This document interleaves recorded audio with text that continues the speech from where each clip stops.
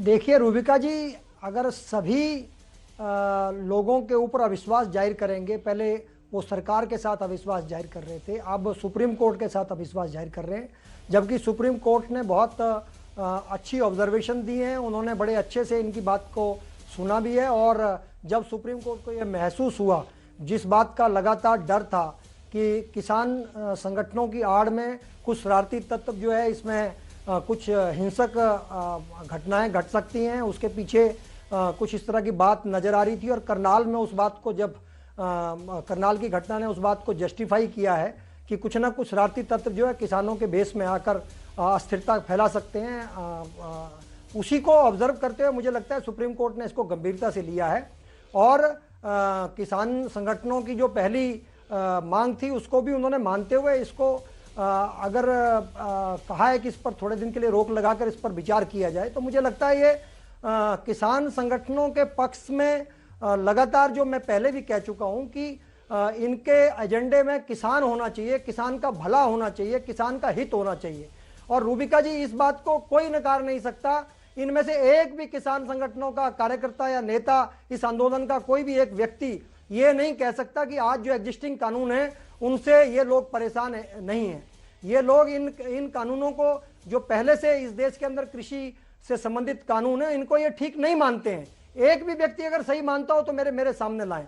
और जब ये नहीं मानते हैं तो इसका मतलब कुछ अल्टरनेट चाहते हैं और इसकी ये लगातार मांग करते आ रहे हैं। फिर मुझे ये समझ में नहीं आ रहा कि एक तर्कपूर्ण सुझाव के साथ बिंदुवार सरकार के साथ चर्चा करनी चाहिए, वो करने को तैयार नहीं है। सबसे पहले तो इन चारों जो इसमें से जो विशेषज्ञ हैं और किसान हैं, इस बात को कोई नहीं नकार सकता कि वो विशेषज्ञ हैं, और सभी लोग ये मानते हैं कि वो अच्छे विशेषज्ञ हैं, और इसमें किसान भी हैं।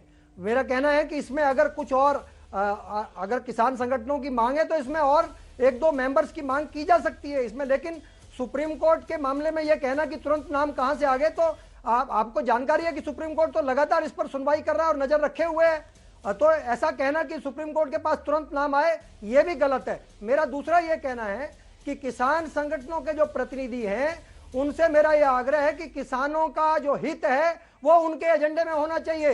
उनके एजेंडे में कानून वापस करना एजेंडा नहीं होना चाहिए। ठीक है पुष्पेंद्र जी, आप जवाब दीजिएगा। उनकी लंबी मांग है। नहीं, लेकिन अभी आप ये नहीं, हर बार ये क्यों हो रहा है? किसानों के भले में हो।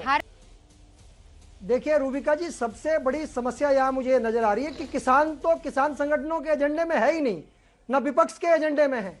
मैं बार बार कह रहा हूं कि ये किसान कृषि कानूनों पर चर्चा से भाग क्यों रहे हैं? सबसे बड़ा सवाल तो इनकी मंशा पर यहीं से खड़ा हो रहा है। ओके सर, बड़ा सवाल है। एक ब्रेक ले रही हूँ। आखिर एजेंडा क्या है? कृषि कानून पर डिस्कशन से भाग क्यों रहे?